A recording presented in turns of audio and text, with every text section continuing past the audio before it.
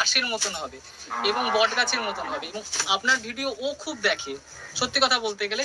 এবং আমি আপনাকে সত্যি বলছি খুব অবিশ্বাস করতাম, কারণ এই যুগে যে কেউ এরকম হতে পারে আমি এটা বিশ্বাস করতাম না। এবং ওকে অনেক অনেক খারাপ কথা বলেছে, আমি আপনাকে বললাম আমাকে ক্ষমা করবেন।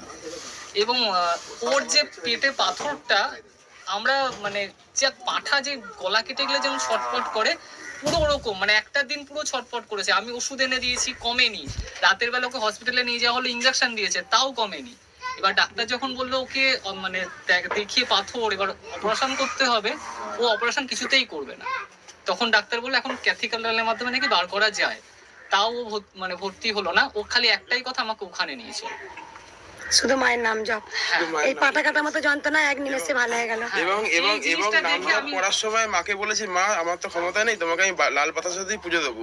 এবং আমার দাদা আজকে আসার সময় টাকা আনতে ভুলে গেছে, সেই আমাকে মাকে লাল বাতাসা দিয়ে পুজো দিতে হলো। রেখেছিলাম লাল বাতাসাই মা আমার কাছ থেকে নিল। আমার কাছ থেকে মা লাল বাতাসাটাকেই নিয়েছে, আর কিচ্ছু নাই। আমি বর্ধমান স্টেশনে এসে মা লাল বাতাসা নিয়ে আমার কাছ থেকে টাকাটা আনিনি। এই যে লাল বাতাসা, সত্যি মা আমার লাল বাতাসা নিয়ে যাস। আমি মাকে তাই বলেছিলাম যে তুমি কি নেবে, লাল বাতাসা দিয়ে মা কিছু নেবে যেটা বলছে আমি বাতাসা, ভাই আমার কাছ থেকে নিয়েছে, লাল বাতাসাই নিয়েছে মা, আর কিচ্ছু নাই। তুমি বুঝতে পারলে তো? এই যে বাবা তুমি অবিশ্বাস করেছিলে না, তুমি এই যে বলেছো লাল না না অবিশ্বাস করি মানে আমাকে যে এখনকার যুগে এরকম সাধিকা আমি একটা পাবো, সেটা আমি না ঘাসের মতন। আমি তারাপীঠে গেছি, কিন্তু সেই ওদেরকে বলতাম সব ভণ্ড, সব ভণ্ড। আমি বহু জায়গায় ছাড়া কেউ কিছু বোঝে না, ওকে বলতাম যে এখনকার তুমি সরে চলো বাবা, তুমি বাসে চলো, ঘটে পা লেগে যাবে, তুমি সরে চলো। এখন যারা আছে তারা সবাই মাকে নিয়ে খেলছে, একদম কিছুই না। কিন্তু আমি এখানে এসে এবং আপনার ভিডিও আমি কোনোদিনও দেখিনি, সত্যি বলছি আমি কোনোদিনও দেখিনি। ওর যে ওর ব্যথা কাটাটা দেখলাম আমি, যে ভগবান আছে এইটুকুনি বিশ্বাস করতাম, কিন্তু কেউ যে সাধিকা এখনো পর্যন্ত এই কলিযুগে সাধিকা মানে এরকম সাধিকা হতে পারে যে নরম ঘাসের মতো বা বট গাছের মতো, তার মধ্যে কোনো রাগ নেই, সেই জিনিসটা আমি আজকে সত্যি বলছি আমি এসে আপনাকে দেখলাম। এবং এই সোমবারে বন্ধ থাকে আমি জানতামই না।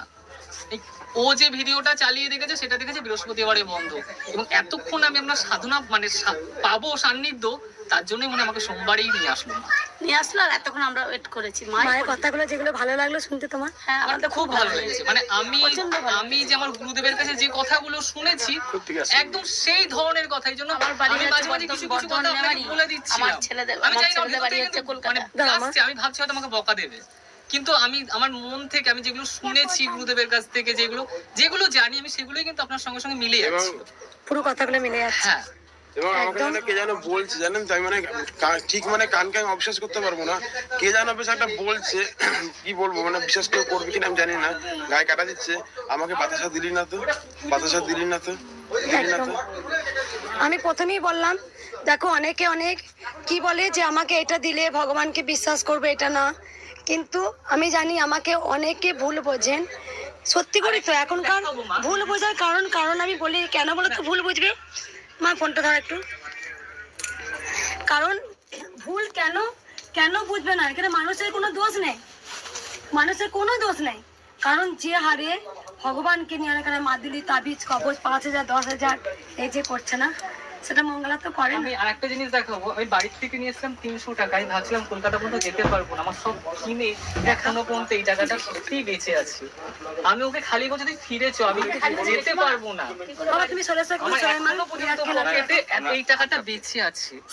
কি করে কি হলো কিছুই বুঝতে পারছি। আমি ওকে রাতের বেলা থেকে বলছি তুই বাড়ি চল না, আমি কিছু দিতে পারবো না এখন। 300 টাকাই ছিল, আর টাকা নিয়ে এসেছিলাম আমার বাড়িতে আসছে, আমার বাড়িতে আমি জেঠি মানে আমি জেঠিমার বাড়িতে রেখে তুমি বুঝতে পারছো মা কতটা চলন।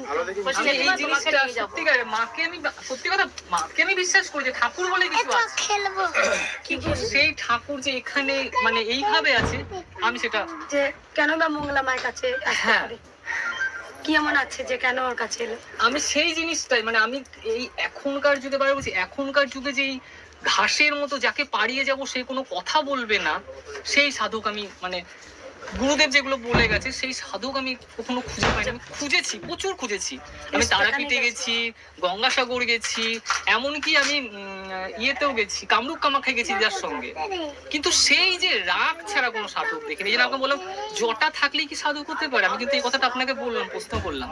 এবং জটাই কি সত্যিকারের ভগবান কি দেহের মধ্যে আসে, কিন্তু আমি ভাবতাম না ভগবান কখনো দেহের মধ্যে আসতে পারে না, কিন্তু আপনি কিন্তু বললেন যে না, একদমই ঠিক কথা বললেন না। আমার পোস্ট যেটা উত্তর আমার মনের মধ্যে, সেই উত্তরটা আপনার কাছ থেকে আমি পেয়ে আজকেই গেছি। পাঠিয়েছি যে মনের মধ্যে তোমার কোশ্চেন থাকতো যে মঙ্গলা মাকে আমি যা যা জিজ্ঞাসা করবো কি আমি এই কথাগুলি জিজ্ঞাসা এই জন্য করবো। আমি তোমাকে বললাম মা আমাকে তুমি ক্ষমা করো। প্রথমে এসে বলেছি আমি কিন্তু ক্ষমা করো। মা আমিও কিন্তু আপনারা এটা কোনোদিন দেখিনি, কারণ আমি স্ট্রিমটাতে মোবাইল চালাতে পারি না, আমার মেয়ে চালায়। আমার এই ছেলেরা আমাকে কলকাতা থেকে বলে আপনার কথা বলে, এবং ও আমাকে বলতো তুই বাজিয়ে দেখছিস, তুই দিয়ে বাজিয়ে দেখছিস। আমার আমি বলতাম, আমি ছেলে- জানি না বাজিয়ে দেখছি কিনা আমি জানি না, কিন্তু এই যুগে হতে পারে না। এই বাবা কিছু কথা বলি, সত্যি করি বাবা মানে ভাবছে যে বাবার কিন্তু অনেক দিনের কোশ্চেন, যদি আমি যাই না মঙ্গলা মাকে এই কথা কোশ্চেন আমি করবো, তার আগে কোশ্চেন করার আগে এই সব নিয়ে আলোচনা উত্তর কিন্তু সত্যিকারে পেয়ে গেলাম। আমি কোশ্চেন যেগুলো আমি করব সেই উত্তরগুলো আমি দুটো জিনিস জানি, কারণ যে আমি কাউকে ছোট করতে চাই না, কারণ আমি এগুলো ভিডিও বলি না, এগুলো মানে আলাদাভাবে বললাম যে জটা থাকলে এটা মানে হ্যাঁ, কাউকে আমি ছোট করতে চাই না বেটা। মানে ভক্তি দিয়ে তো ঠাকুরকে পাওয়া যায়, তন্ত্রমন্ত্র শিখতে হয়, এইগুলো আমি সত্যিকারে বিশ্বাস করতাম না। যে সত্যিকারে ভক্তি থাকলে ঠাকুর পাওয়া যায়। ঠাকুরকে একটা ভক্তি থেকে যদি তুলসী পাতাও দেওয়া যায় সেটাও কিন্তু ঠাকুর গ্রহণ করে। এটা আমি গীতাতে শুনেছি যে ভক্তিতেই মুক্তি। একদম আমাকে আমি পুরো এবার ডালা বারবার- সাজিয়ে তার নিতে থেকেও হবে বড় কথা এই জিনিসগুলো। এই লীলাগুলো হলো, আর তার থেকেও বড় কথা আমি তো আরতির সময় নিজের চোখে দেখলাম মা মনে হচ্ছে নড়ছে, সেটা আমি এনার কানে কানেও বললাম। আমি বাড়িতে কানে কানেও কিন্তু- বললাম। আমি কিন্তু বাড়িতে একটা কথা বলতাম যে ঠাকুর যদি খেত তাহলে কেউ দিত না। মানে এই কথাটা আমি বাড়িতে খুব বলি। আমি ভালোভাবে এখন দেখলাম হাওয়ার জন্য কি খাড়াটা হচ্ছে, মানে হাওয়ার জন্য খাড়াটা নড়তে পারে, কিন্তু এটা তো নড়তে পারে না। মাথার মুকুটটা যখন যখন তোমার যখন তোমার ভক্তি যখন তখন মায়ের খাওয়ানো হচ্ছে। একদম আমরা বহু দূর থেকে এসছে এই মাটা আপনার সাথে একটু কথা বলার জন্য। আজকে মন্দির বন্ধ, ত্রিশূল বন্দি করা আছে, আজকে কোনো ভক্তের সমস্যা আমি শুনবো না। যেহেতু আমি আজকে বাবা একটু সরে চলুন, আমি ঘটে পা লাগবে, কারণ আমি বারবার বলি সবাই পিছিয়ে চলো, একটু সবাই পিছিয়ে চলো, মায়ের ঘটে পা লাগবে। আমি কিছু কিছু কথা বলি, দেখো অনেকে ভাবে যে সত্যি করি আমি বলি না মাকে আমি পাইনি, মা আমাকে কৃপা করেছে।